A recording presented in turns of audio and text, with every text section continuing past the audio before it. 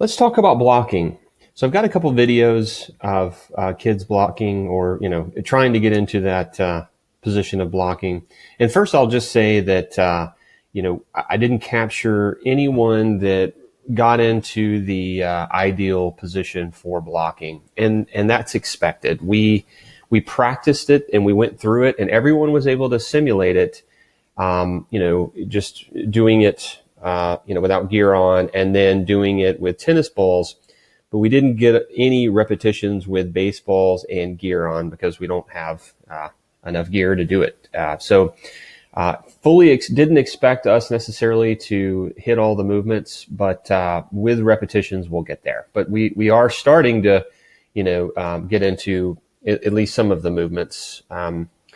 And so let's kind of just look at a couple of videos here. Let's start off with Grayson, and he got a pitch that started to head low. We see him kind of pop up into a really high secondary position. We want him a little lower, but let's see how he handles this pitch. So it comes in, hits the dirt. Let's hit pause there, and so got his glove down, which is a good one of the movements that we want. So perfect job there.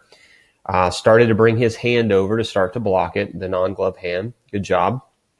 But what we would be looking for in this case, since it's right over the plate, doesn't really have to fire his hips. But if it was away, then he would first want to fire his hips in the direction to get in front of it, and then 2, his knees should drop immediately, and then 3, we want his after his, obviously simultaneously his glove flips over and his other hand gets ready to trap. We want his shoulders to round out, his arms to round out, get really big to block the ball, and then keep his chest and stomach in, kind of suck them in so it doesn't bounce off, any further than it normally would. And then, of course, eyes on the ball or chin tucked. All right, so we'll keep working on that one. Let's look at Davis Halbron. He had a similar pitch and kind of a similar reaction. So he's in a pretty good secondary position. Feet staggered, could be a little more squatted down, but pretty darn good. So the ball comes in, and let's pause. Again, naturally, he's going to play that just like you would a fielder. Ball's coming in. Hey, I'm gonna pick this thing up. I'm gonna throw him out at first or second, versus dropping his knees and going through those motions we're describing. So we'll keep working on it, but good job in terms of flipping his glove and getting his hand over there just like a defender would. Now let's look at Mr. Owen Trim. He had a similar pitch, and his was a little nastier because it dropped short, and really is a good example why we have to get our body in front of it. So here comes the pitch. He's got a good receiving position, and then let's hit pause there. So if you notice that ball and the video, I think I went from slow motion to regular motion, and that's why it sped up really fast there at the end. But, in that situation, it's super critical that we get our body in front of it and we block that ball so we prevent the base runners from running.